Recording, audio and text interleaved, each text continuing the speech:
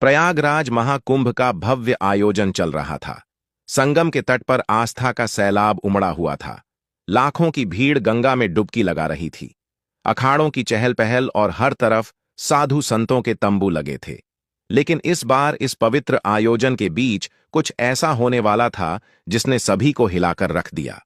Sector 14 के बड़े शिविर में एक दिन सुबह एक नया साधु पहुंचा। उसकी लंबी दाढ़ी, माथे पर चंदन का बड़ा टीका और गेरुआ वस्त्र उसे बाकी साधुओं जैसा ही बना रहे थे। वह धीरे धीरे शिविर के अंदर आया और मुख्य साधु के चरणों में झुक गया। मुख्य साधु ने उसकी ओर देखा और बोले, महात्मा जी, आप कहां से पधारे हैं? नए साधु ने हाथ जोड़ते हुए जवाब दिया, काशी से यहां संगम पर साधना करने की इच्छा थी, इसलिए आ गया। मुख्य साधु ने सिर हिलाते हुए कहा, बहुत अच्छा, यह पवित्र भूमि है, आप यहां आराम से रह सकते हैं। साधु शिविर के एक कोने में बैठ गया। उसने अपने झोले से एक पोटली निकाली, उसमें से चंदन और राख अपनी हथेलियों पर लगाया और ध्यान में बैठ गया।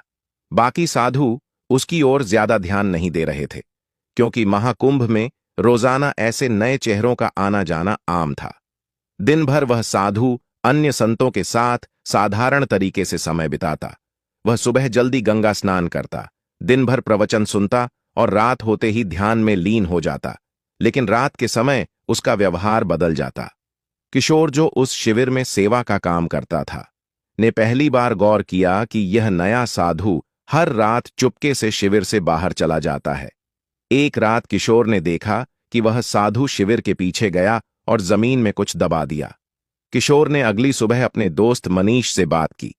किशोर ने अपने दोस्त से कहा, यार, मुझे लगता है यह नया बाबा कुछ गड़बड़ है। फिर मनीष ने कहा, क्यों, ऐसा क्या किया उन्होंने? किशोर ने बताया, कल रात मैंने देखा कि यह कुछ जमीन में दबा रहे थे। पता नहीं, लेकिन कुछ तो अजीब है। मनीष ने हंसते हुए कहा, अरे, तुझे हर किसी पर शक होता है। हो सकता है वह कोई पूजा सामग्री हो। लेकिन किशोर का मन शांत नहीं था। उसने तय किया कि वह इस साधु पर नजर रखेगा। उसी दिन प्रयागराज पुलिस को एक गुमनाम कॉल आया। कॉलर ने बताया कि महाकुंभ में एक आतंकवादी साधु के भेष में छुपा हुआ है और वह किसी बड़े हमले की योजना बना रहा है। यह सुनकर पुलिस तुरंत सतर्क हो गई। इंस्पेक्टर राजीव शर्मा, जो महाकुंभ की सुरक्षा के प्रमुख थे, ने अपनी टीम को अलर्ट कर दिया।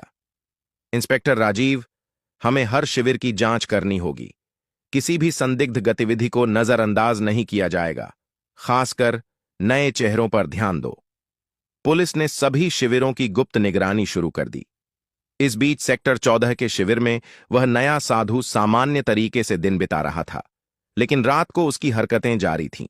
एक रात किशोर ने देखा कि साधु झोले से एक कागज और छोटा उपकरण निकाल रहा था। वह झोला लेकर शिविर से बाहर चला गया। किशोर ने साहस जुटाया और उसका पीछा किया। साधु सीधे गंगा घाट के पास गया, जहां उसने एक व्यक्ति से मुलाकात की और दूसरे साधु से कहा, सब कुछ योजना के अनुसार चल रहा है, कोई शक नहीं हुआ है। अनजान व्यक्ति बहुत अच्छा, बस सही वक्त का इंतजार करो। फिर किशोर ने इन दोनों की बातचीत दूर से सुनी और अपने फोन से इसे रिकॉर्ड करने की कोशिश की, लेकिन वह बहुत डर गया था। अगले दिन उसने यह बात मुख्य साधु को बताई। किशोर ने कहा, महाराज, वह साधु कुछ गड़बड़ है। मैंने उसे कल रात किसी अजनबी से बात करते देखा। मुख्य साधु ने गंभीरता से कहा, यह बहुत गंभीर बात है, हमें पुलिस को सूचित करना चाहिए। फिर किशोर ने हिचकते हुए कहा, अगर वह दोषी निकला तो मुख्य साधु यह जोखिम उठाने लायक नहीं है। ऐसा करते हैं, आज रात उसकी हरकतों को फिर से देखते हैं। अगली रात किशोर ने और मुख्य साधु ने तय किया कि वे उस संदिग्ध साधु पर नजर रखेंगे। किशोर ने अपना फोन तैयार रखा और मुख्य साधु ने शिविर के कुछ अन्य साधुओं को भी अलर्ट कर दिया। रात का समय था, सब सोने की तैयारी कर रहे थे।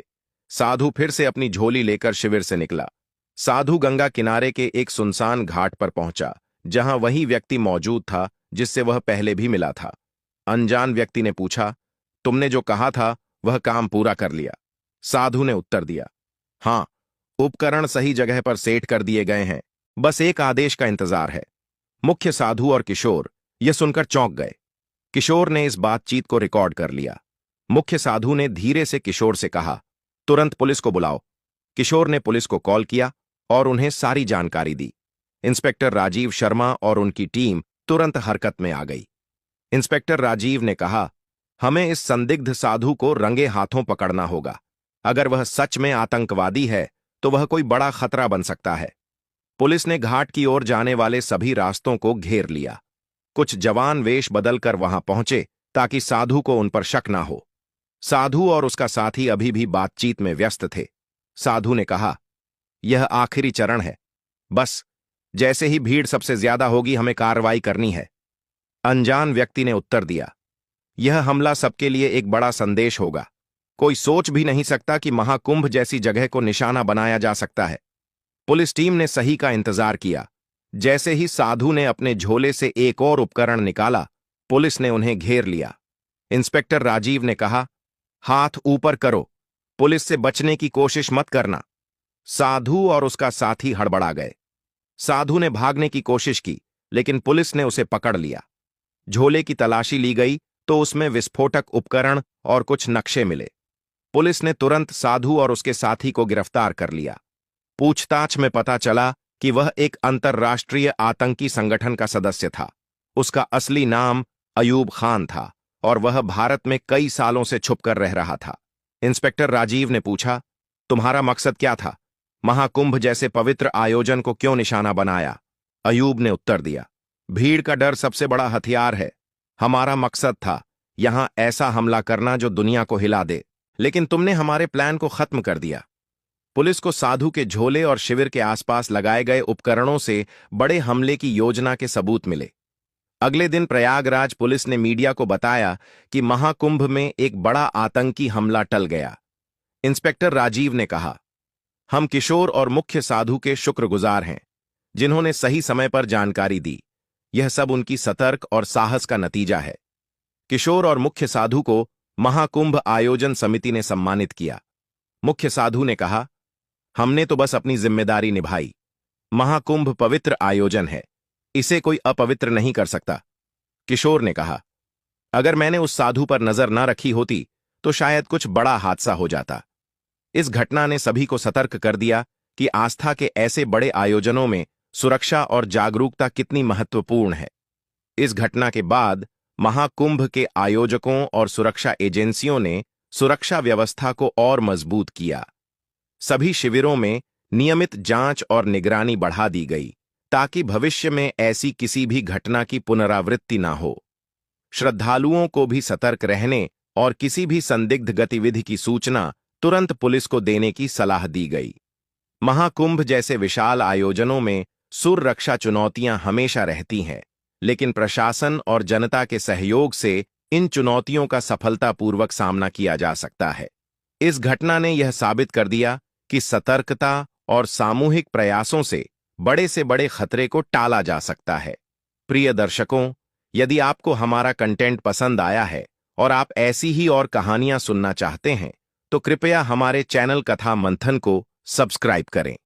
आपके सब्सक्रिप्शन से हमें प्रेरणा मिलती है और हम आपके लिए और भी रोचक कहानियां ला सकते हैं। साथ ही नए वीडियो की सूचना पाने के लिए बेल आइकन दबाना न भूलें। धन्यवाद।